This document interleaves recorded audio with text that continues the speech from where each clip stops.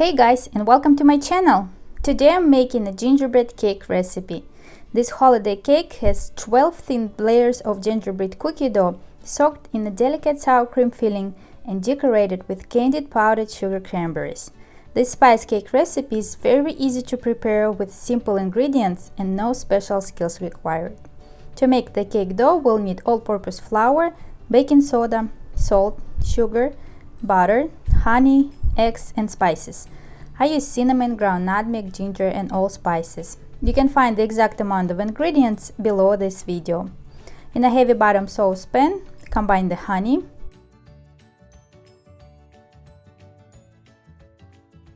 sugar, butter, and salt. Place the pan over medium heat and cook the mixture until the butter has melted and the sugar has dissolved.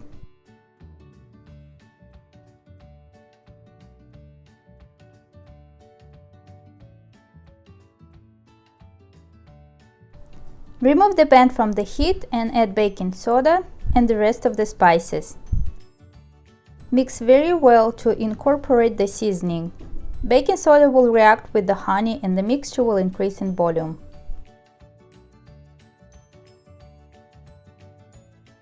Transfer the honey mixture into a large mixing bowl and let it cool down for about 5 minutes.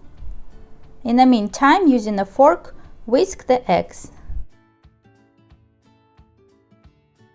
Add the eggs to the honey mixture and using a spatula mix very well.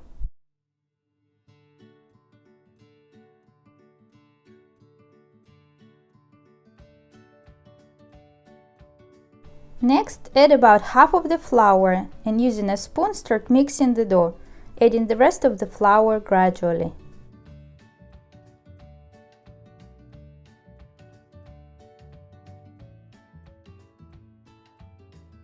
When mixing with the spoon becomes too hard, place a good amount of flour onto your work surface and place the dough in the middle.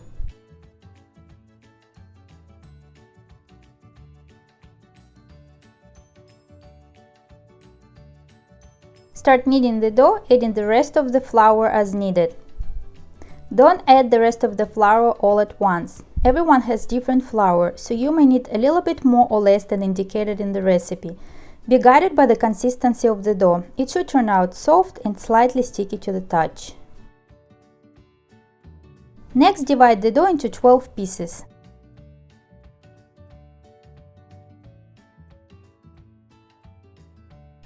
Roll each piece into a ball.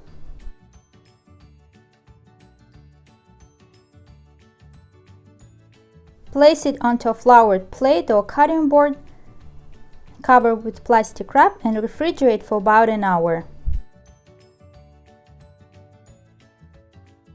When the dough has chilled, slightly flour a piece of parchment paper or Teflon sheet and roll the piece of the dough thin. Keep the rest of the dough refrigerated and take one piece at a time. Because we're rolling the dough very thin, you want to roll it immediately on the parchment paper or Teflon sheet that will go straight into the oven. The size of the rolled dough should be about an inch bigger than the size of your future cake. I'm going to use an 8-inch baking ring to cut out the circle, but you can use a plate or pan lid. Transfer the parchment paper into a baking pan and using a fork, prick some holes all over the cake layer. Bake at 350 degrees Fahrenheit for 6 to 8 minutes. Remove the parchment paper from the baking sheet and immediately, using the shape of your choice, cut out the cake layer. The cake layer should look like a thin, giant cookie. It will cool down very fast, so you can lay down the layers one on top of another. And by the way, while one cake layer is in the oven, you can prepare the second one. That way, the whole process will go very fast. Collect all the leftover baked dough into a bowl. Part of it will go for decorating the cake, and you can enjoy the rest of it with a cup of coffee. To make the frosting, we'll need cold heavy whipping cream, cold sour cream, powdered sugar, and vanilla extract. It's best to use thick sour cream that contains a high amount of fat. If you don't have thick sour cream, transfer it into a sieve covered with cheesecloth and refrigerate for 10 to 12 hours. the extra oil will drain off and the sour cream will thicken. First, using a hand mixer, whip the cold, heavy cream.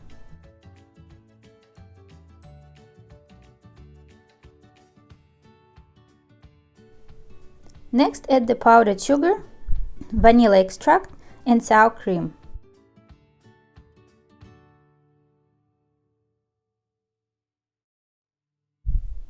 Using a hand mixer on low speed, mix all the ingredients together. Be careful to not over-whip the filling.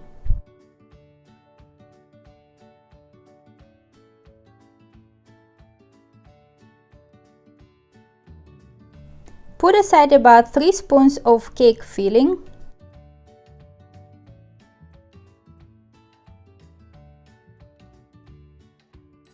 Cover with plastic wrap and refrigerate until the final coat.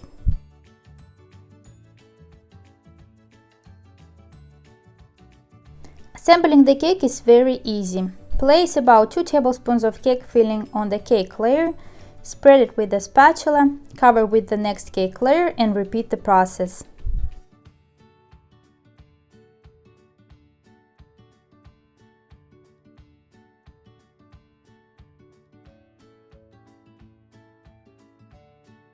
If you like to make the sides of your cake very straight, place a baking ring or adjustable baking ring around the cake layer and line it with acetate sheet or, like me, with a Teflon sheet that I cut into stripes.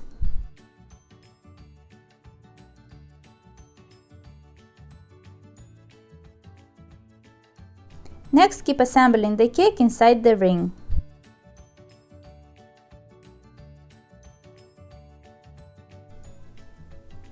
Don't forget to cover the top cake layer with the filling, then cover the assembled cake with plastic wrap and refrigerate for 6 to 8 hours or overnight.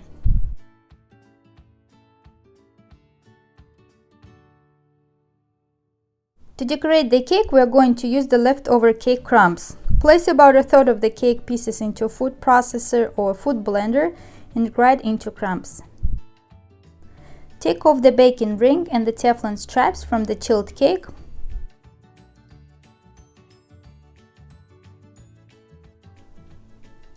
Then, using the cake filling that we saved in the beginning, cover the sides and the top of the cake. It is easier to do using a turntable. If you don't have a turntable, place the cake on a white-necked bowl and move it carefully. The last thing to do is to cover the entire cake with the cake crumbs. A little advice: place the cake over a baking sheet, that way the cleaning process will be much easier.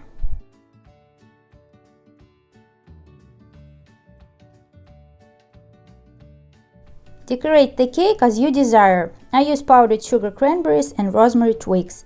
I have a tutorial on how to make these candied cranberries and I leave the link below this video.